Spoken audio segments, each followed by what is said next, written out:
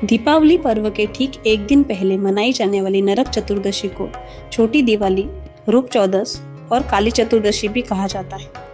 मान्यता है कि कार्तिक कृष्ण चतुर्दशी के विधि विधान से पूजा करने वाले व्यक्ति को सभी पापों से मुक्ति मिल जाती है।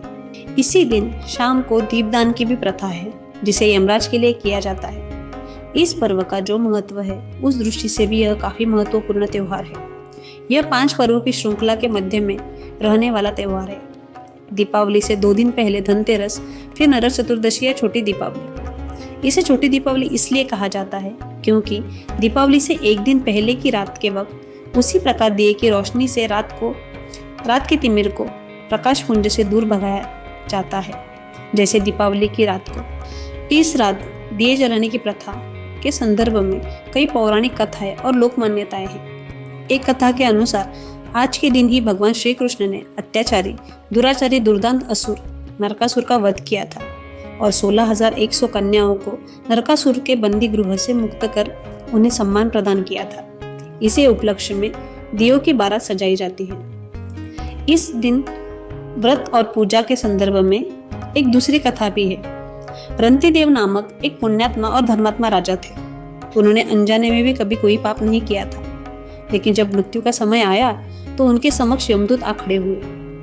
यमदूत को सामने देख राजा अचंभित हुए और बोलने, मैंने तो कभी कोई पाप कर्म नहीं किया है, फिर आप मुझे लेने क्यों आए हो? क्योंकि आपके यहाँ आने का मतलब है कि मुझे नरक में जाना होगा। आप मुझ पर कृपा करें और बताएं कि मेरे किस अपराध के कारण मुझे नरक जाना पड़ रहा है। यह सुनकर यमदूत ने कहा कि हे राजन, एक बार आपके द्वार से एक ब्राह्मण भूखा लौट गया था, उसी पाप कर्म का फल है। इसके बाद राजा ने यमदूत से 1 वर्ष का समय मांगा। तब यमदूत ने राजा को 1 वर्ष की मोहलत दे दी।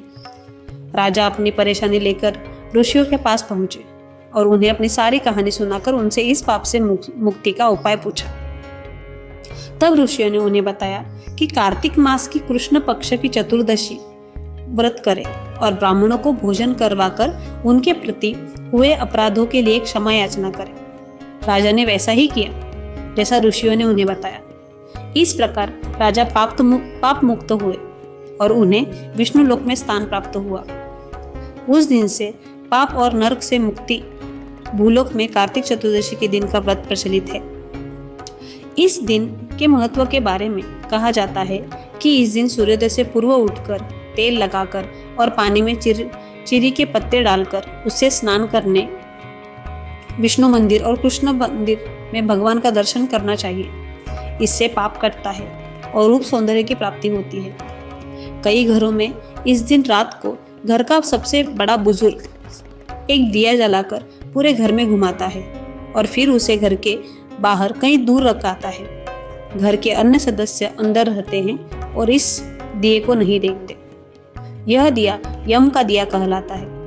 माना जाता है कि पूरे घर में इसे घुमाकर बाहर ले जाने से सभी बुराइयां और कथित बुरी शक्तियां घर से बाहर चली जाती है।